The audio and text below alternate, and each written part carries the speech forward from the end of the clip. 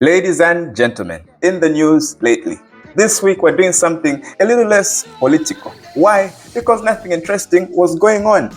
I mean, Nakachinda saying, why is the president going on holiday instead of staying in Lusaka and fighting the country's problems? Boring.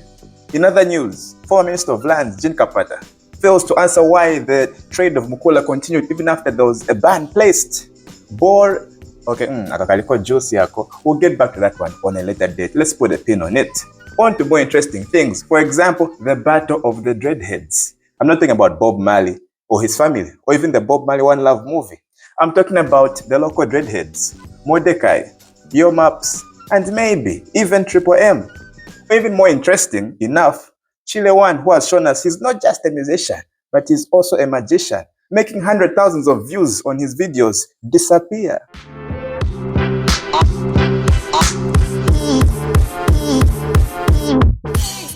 In this video, we'll be talking about Zambian music albums released in 2024.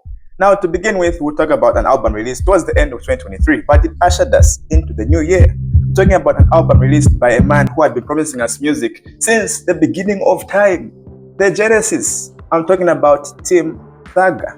Maybe it's just Tim now, I don't know. But he released an album called Sonda. In this album, Tim rapped like there's no tomorrow. He rapped so much that in one of the songs he had to pause to catch a breath and told us, I'm killing this, and proceeded to continue killing it. Who does that? In some songs you would think you're listening to Kendrick Lamar, the Zambian version of course, Kennedy Malama.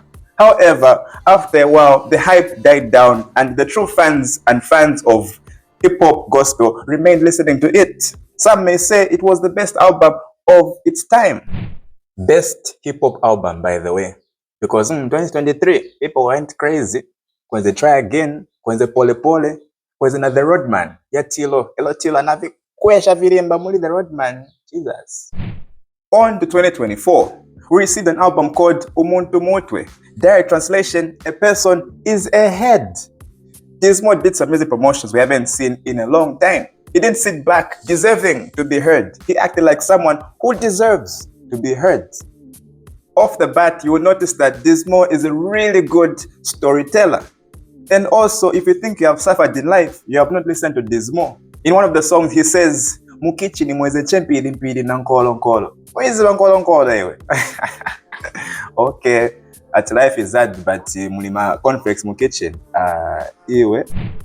Of course, when it comes to mainstream, some may say Dismo's album was slightly below par, but I will tell you, go to Chawama, Komboka, or Kanyama with a big speaker and blast any of the songs from this album.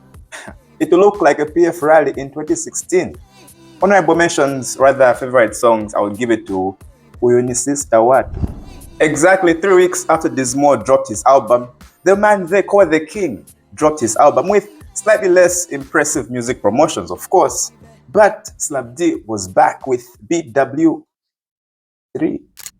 When you put aside all prejudice and all hate, the hate that Slap D poured on himself, last Mubafa, when you put that aside, you'll notice that this man is still lyrically gifted, switching from Bemba, Tonga, English in a variety of songs.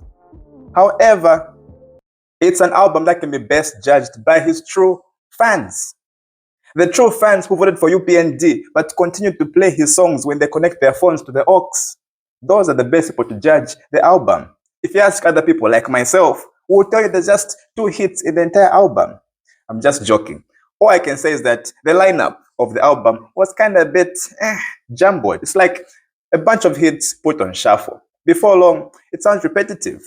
But honorable mention, one of the best songs on the album, I would give it to Nkani Nilibe.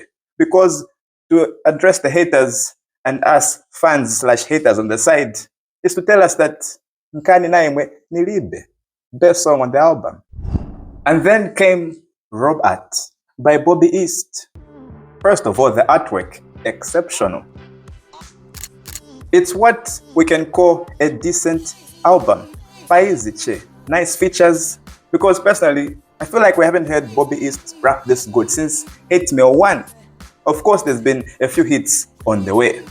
But once I heard Tamanga, I'm paraphrasing, but there was a verse where he was like, my guy, if you hate me, you can somersault.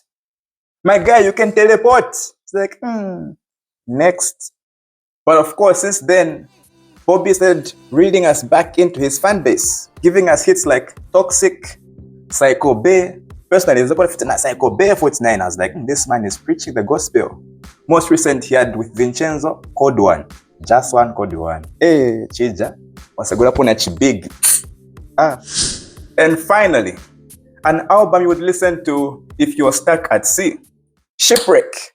Oh, kapeza phone na my headphones. Like if Jack from Titanic survived, auka panicking out black bro. Vela ko nyimbo yabasalia mianda. 14+1. This is soothing music. And also why I mentioned it last is because of the track list.